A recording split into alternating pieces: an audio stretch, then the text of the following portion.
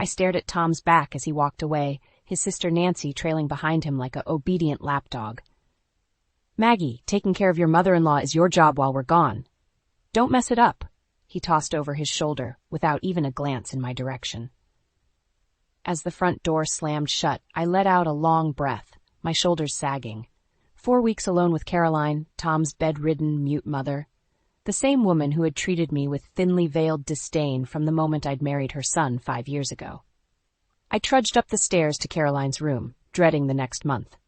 She lay motionless on the bed, her pale, wrinkled face expressionless as always. "Well, Caroline, looks like it's just you and me," I muttered, receiving no response. The first week passed in a blur of monotony. I fed Caroline, bathed her, changed her bedding, all while she stared blankly ahead, never uttering a sound. The silence was deafening, broken only by the occasional creak of the old house settling. On the 8th day, something shifted. As I leaned over to adjust Caroline's pillows, her bony hand shot out, gripping my wrist with surprising strength. I gasped, meeting her piercing blue eyes for the first time. "Enough of this charade, Maggie," she rasped, her voice rough from disuse. "We have work to do." I could only gape at her, my mind reeling. Caroline pushed herself upright, swinging her legs over the edge of the bed. "But how? You've been—" "Pretending," she finished, a wry smile tugging at her lips, playing the helpless old woman to avoid dealing with my wretched family. As she began to explain, revealing a web of deceit and cruelty I'd never imagined, a fierce determination took root within me. Tom's betrayal ran deeper than I'd ever known, but now with Caroline's help, I would unravel every last secret. The game was on. As Caroline's revelations sank in, a wave of emotions crashed over me. Shock, anger, betrayal. I had always known Tom's family was a little off, but this was a whole new level of depravity. "How could you let them treat you like that?" I demanded, my voice shaking with fury. "You're their mother, their own flesh and blood." Caroline's expression hardened. At first, I tried to fight back, but they slowly stripped me of everything. My money, my power, even my dignity. By the time I realized the truth, it was too late. Her eyes bored into mine, icy and resolute. "That's why we have to stop them, Maggie, before they do the same to you." A shiver ran down my spine at her ominous words. Was that Tom's plan all along? To isolate me, make me dependent on him and his vile family? The thought made me sick. "Start from the beginning," I urged Caroline. "I need to know everything." And so she told me a sordid tale of greed, manipulation, and outright cruelty that made my blood boil. How her late husband's inheritance had sparked a vicious power struggle within the family. How Tom and Nancy had slowly turned against her, stripping her assets and forcing her into a life of subservience, all under the guise of caring for their poor, helpless mother. By the time Caroline finished, hot tears of rage stung my eyes. "Those bastards," I spat, "using their own mother like that." A gnarled hand gripped mine, startling me. "That's why we have to fight back," Caroline stated, her voice laced with steel. "They won't see it coming." A plan began to form, pieces slotting into place like a twisted puzzle. We would follow Tom and his wretched family to Maui, catch them in the act of whatever new scheme they were hatching. And when we did, justice would be ours. Over the next few days, Caroline and I hatched our plan. She knew someone who could help us, an old friend named Mark who used to work as a private investigator. "Are you sure we can trust him?" I asked warily as Caroline dialed the number. She shot me a reassuring look. "Mark's one of the few decent people left in this world. He'll help us bring those snakes down." The phone call was brief, but by the time Caroline hung up, a sly grin had crept across her weathered features. "He's in. Said he's been itching for some juicy drama to sink his teeth into." A surprising burst of laughter escaped my lips. Who would have thought sweet demure Maggie Owens would be plotting an elaborate revenge scheme? If Tom could see me now— The thought of my treacherous husband sobered me instantly. Caroline must have noticed my change in demeanor, because she reached out and gave my hand a comforting squeeze. "I know it hurts, dear. Believe me, I understand the pain of having your own family betray you." Her eyes hardened. "But that's exactly why we have to do this, to show them we're not just a couple of helpless old ladies to be manipulated and cast aside." Her words lit a fire in my belly. She was right. For too long, I had meekly accepted the crumbs Tom and his vicious brood deigned to toss my way. But not anymore. This time, we would be the ones calling the shots. Mark arrived 2 days later, a rumpled but kind-looking man in his 40s. As Caroline introduced us, I studied him carefully, looking for any signs of dishonesty or ulterior motives, but his warm brown eyes crinkled with genuine compassion as he shook my hand. "Don't you worry, Maggie," he said in a gentle southern drawl. "We're going to nail those lying snakes, but good." And so we got to work, poring over flight manifests and hotel reservations, mapping out every step of Tom's upcoming trip to Maui. With each detail we uncovered, my resolve solidified like steel. Finally, the day arrived. As I stood in the kitchen watching the black Suburban pull away, Tom's stupid smug face visible through the tinted windows, I felt a surge of vicious satisfaction. Let him enjoy this little vacation. It would be his last taste of freedom before everything came crashing down around him. I turned to find Caroline and Mark watching me, twin expressions of grim determination etched on their faces. Time to go hunting. With Tom and his family now en route to Maui, the real work began. Mark sprang into action, a whirlwind of phone calls and computer searches as he dug up every scrap of intel on their targets. "This Tom fella sure loves his luxury resorts," he muttered, scribbling notes on a legal pad. "But we can use that against him." Caroline and I huddled close, watching with bated breath as Mark cross-referenced hotel listings and flight schedules. Finally, he circled something with a triumphant flourish. "Got it! They're staying at the Grand Wailea Resort. Pricey place, but that means more staff to bribe for information." He shot us a conspiratorial wink. A sly grin tugged at Caroline's lips. "Excellent work, Mark. Now about getting us over there discreetly." By the time Tom's sniveling voice crackled over the answering machine with some half-baked excuse about needing to extend their stay, we were ready. Fake identities, meticulously forged documents, Mark had covered every base with the same care as a master artist crafting his next masterpiece. The morning we left, I stood in the driveway, squinting against the harsh Arizona sun as I drank in the sight of my quaint little house. Once upon a time, it had represented everything I'd ever wanted: a loving home, a caring husband, maybe even children someday.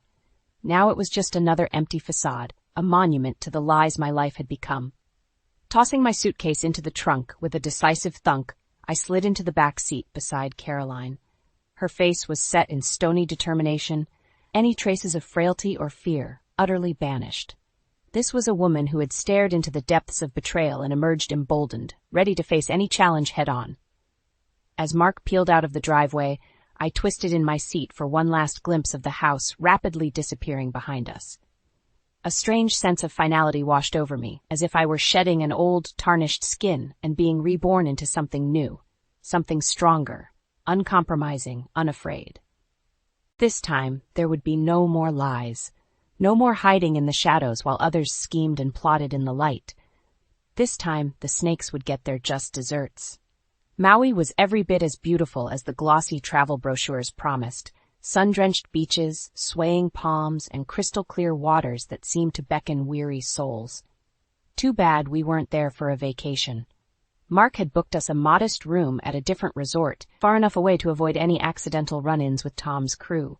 Not that they'd recognize us anyway, thanks to his meticulously crafted fake identities. "First order of business," he said, tossing a stack of crisp bills on the rickety table, "is getting eyes and ears inside the Grand Wailea." Caroline's eyes glinted with determination. "Leave that to me, dear. I have a few tricks left up my sleeve." True to her word, within 48 hours, she'd made some very lucrative friends among the resort staff: a maid, a bartender, even the concierge. All it took was flashing a little cash, and they were more than happy to keep their eyes peeled for any suspicious behavior from the Owens family. The first report came 3 days later, delivered in a hushed voice over burner phones like we were deep undercover spies. Becca, the maid, had spotted Tom getting awfully cozy with a pretty young blonde by the adult pool, hand-holding, whispered endearments, the works. White-hot rage lanced through me at the mental image. So not only was the bastard cheating, he was bold enough to do it right under his family's noses? I fought the urge to hurl the phone across the room as Caroline flashed me a sympathetic look. "There's more." Becca continued in a trembling voice.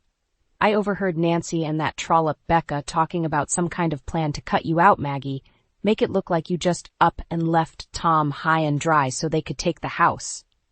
The room seemed to spin around me as the weight of her words sank in. So that's what this whole sick charade had been about, robbing me of everything I had left, leaving me destitute and alone. Tears of fury stung my eyes as Caroline reached out to grip my arm, steadying me.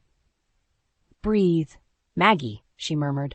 We've got them right where we want them. Taking a shuddering breath, I forced myself to nod. Caroline was right. Panicking now would only play right into their hands. We had to stay focused, gather every last shred of evidence to crush them utterly.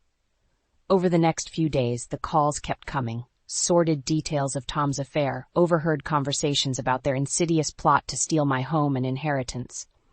With each new revelation, the white-hot anger burning in my chest flared brighter, becoming an inferno of righteous indignation that threatened to consume me. Finally, the night before we were scheduled to strike, Mark gathered us around the cheap motel table with a grim look. We've got everything we need to bury those snakes, he stated, his deep voice laced with conviction. Photos, recordings, the whole 9 yards. They won't be able to talk their way out of this one. Caroline reached across the table, grasping my hand in a vice-like grip. Are you ready, dear? Once we start down this road, there's no turning back. Meeting her blazing gaze, I felt something shift deep inside, a sense of unshakable purpose, of being in the dead calm eye of the storm before all hell broke loose. This was it, the moment everything changed. Let's do this, I said, the words ringing with a cold finality. Tomorrow, the Owens family would reap what they'd sown, and this time, I'd be the one dealing the blows. The next evening, showtime arrived. Mark had managed to score us a reservation at Ferraro's, one of the ritziest restaurants at the Grand Wailea, the perfect place to spring our trap. As the valet whisked our rental car away, I smoothed my hands over the slinky black dress Caroline had insisted I wear. You want them squirming, dear, she'd said with a wicked glint in her eye. Give them something to look at. The maitre d' led us through the opulent dining room, weaving between tables filled with vacationing millionaires obliviously enjoying their overpriced meals. My heart was pounding a staccato rhythm in my chest as we approached our destination, a semi-secluded alcove near the back, perfectly positioned for our little encounter. They were already there. Tom, resplendent in a tailored linen suit that probably cost more than my car. Nancy, draped in gaudy jewels befitting a faded aristocrat. And beside them, the pretty young blonde I recognized from the photos, Becca, Tom's latest conquest. I felt Caroline tense beside me as we approached, no doubt fighting the urge to rush forward and unleash decades of pent-up fury. Mark's reassuring hand on my elbow was the only thing keeping me grounded. Tom was the first to notice us, his brow furrowing in confusion that quickly morphed into ill-concealed panic. And Maggie? What are you doing here? Well, if it isn't the happy family, I drawled, surprised by the biting sarcasm dripping from my words. Enjoying your vacation, Tom? He opened and closed his mouth like a gasping fish, shooting panicked glances between me and the oblivious Becca. Nancy, never one to be upstaged, puffed out her bony chest in a pitiful attempt at bravado. And just what is the meaning of this, Maggie? She snapped, lips curling into a condescending sneer. Barging in on our family holiday, putting on such a shameful display. Can it, Nancy? The words sliced through her tirade like a hot knife through butter. We both know this is no family vacation. With a deft flick of my wrist, I spread the damning photos across the crisp linen tablecloth.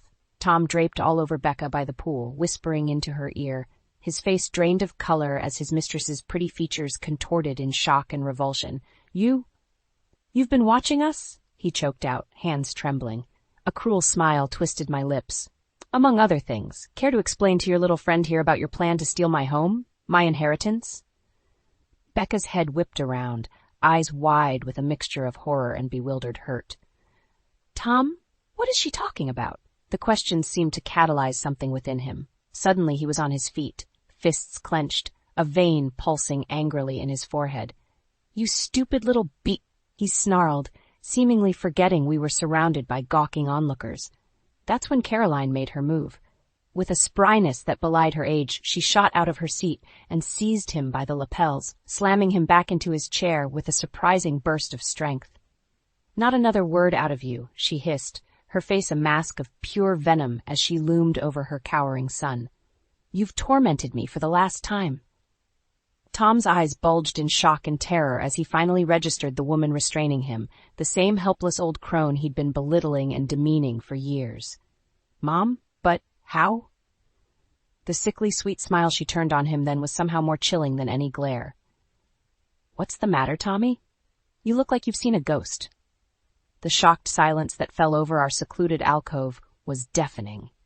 Tom stared up at his mother in abject horror, as if she'd grown a second head right before his eyes.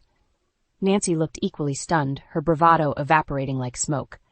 "But you were bedridden," Tom finally sputtered, grasping at straws.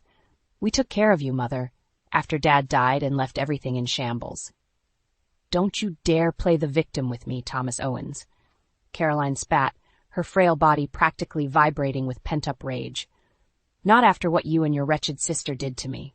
Her piercing gaze swung to Nancy, who shrank back in her chair. "Stripping me of my assets, my dignity, my very identity, all for that blasted inheritance. Did you really think I wouldn't eventually catch on to your game?" It was like a dam had burst. Years of deception, manipulation, and suffering came pouring out in a torrent of recriminations. Caroline laid it all bare. The vicious power struggle that erupted after her husband's death, the slow erosion of her autonomy at the hands of her own children, the utter disregard they'd shown her as a human being. "We did what was best for the family," Nancy attempted feebly, but her protests were swiftly silenced by a withering glare. "Best for the family?" Caroline laughed, a harsh, bitter sound. "Or best for your own greed? I may be old, but I'm not senile. I know exactly what you two vipers were planning here in Maui." She jerked her chin toward the still scattered photos, Tom and Becca's indiscretions laid bare for all to see, using this little tramp to cuckold Maggie, make her look unhinged so you could steal her home out from under her, just like you did to me. Becca made a small, pained noise in the back of her throat, tears welling in her wide eyes. Tom reached out a placating hand, but she flinched away, revulsion etched across her delicate features. Is that true?" She turned to me, anguish and betrayal writ large. "Were you just using me to take everything from your wife?" The lost, broken look on Tom's face would have almost been comical if the situation weren't so twisted. His mouth worked soundlessly as he floundered for an excuse, any lie to salvage what was left of his pathetic charade. In the end, he simply slumped back in his chair, a puppet with its strings cut, defeated. Nancy, however, wasn't quite ready to surrender. Rounding on me with bared teeth, she hissed, "You little bitch. After everything we've done for you, putting a roof over your head, clothes on your back." "That's enough." The words sliced through Nancy's vitriol like a blade, cold and utterly devoid of mercy. Straightening to my full height, I met her hateful glare with an icy one of my own. "Your lies and manipulations end here," I stated, each word ringing with finality. "The Maggie you knew, the sweet, naive little doormat, is gone. Don't like it?" I gestured to the surrounding diners, gawking in scandalized fascination. "Too bad. The whole world can see you for what you really are now." A muscle twitched in Nancy's jaw, but she seemed to realize the futility of arguing. Slowly, almost grudgingly, she sank back into her seat in sullen defeat. As I surveyed the shattered remains of the Owens clan, a strange sense of lightness washed over me, as if a crushing weight had finally been lifted from my shoulders after all this time. The anger, the hurt, the years of rage and resentment, it all seemed to melt away in that moment, leaving only a hollow sort of pity in its wake. These were just sad, small people obsessed with wealth and status, to the point of self-destruction. By trying to control me, they'd ultimately lost everything, their money, their standing, even each other. And in the end, their defeat was entirely of their own making. The flight back from Maui was a blur. Caroline and I huddled together in the emergency exit row, sipping tiny bottles of bourbon and relishing the silence. For once, there were no snakes waiting to strike from the shadows, just the promise of a new beginning. Mark had already made arrangements to handle the legal ramifications of Tom's exposed misdeeds. With his connections and the wealth of evidence we'd gathered, he assured us that the appropriate authorities would be brought into the loop to address any potential criminal charges. As for me, I simply didn't have the energy to even think about pressing charges or going through a lengthy legal battle. I just wanted to move on. The first thing I did when we returned to Arizona was put the house on the market. It didn't take long to find a buyer. Tom's family had done me the favor of selecting a home in a prime neighborhood.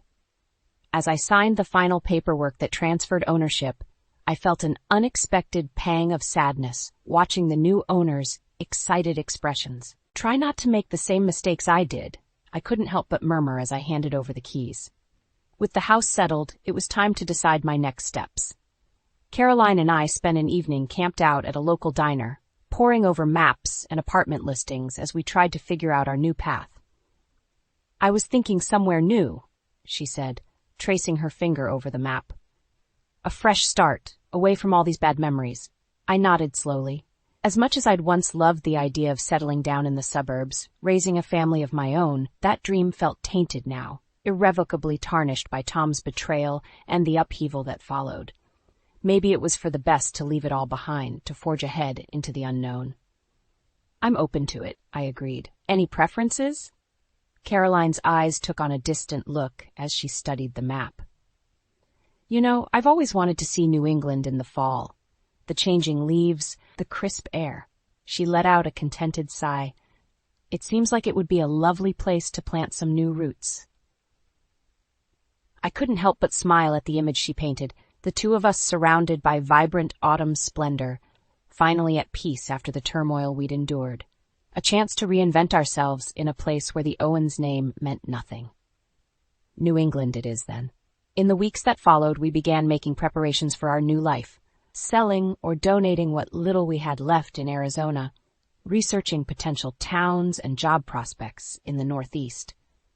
With each day that passed, it became easier to shed the weight of the past and look ahead with a sense of renewal. On the morning we were set to depart, I took one last walk through the empty house. Upstairs, I peeked into the room that had once been mine and Caroline's command center, covered in maps and photographs detailing every minute of our revenge plot. So much had happened within these walls, so much hurt and anger, yes, but also a reckoning long overdue. A bittersweet smile tugged at my lips as I turned away. The past was the past, the slithering shadows forever banished. Whatever lay ahead in New England was still a mystery, but this time I vowed to march forward with open eyes and a fearless heart. After all, we had already faced down the worst the Owens family could throw at us. From here, the path could only lead forward. As I made my way down the stairs one final time, I felt lighter than I had in years, free of the burdens that once weighed me down. Out in the hallway, Caroline was waiting with an expectant look. "Ready, dear?" she asked, a warm, conspiratorial smile curving her lips. Returning her smile, I gave a decisive nod. We had made it through the shadows. Now it was time to embrace the light.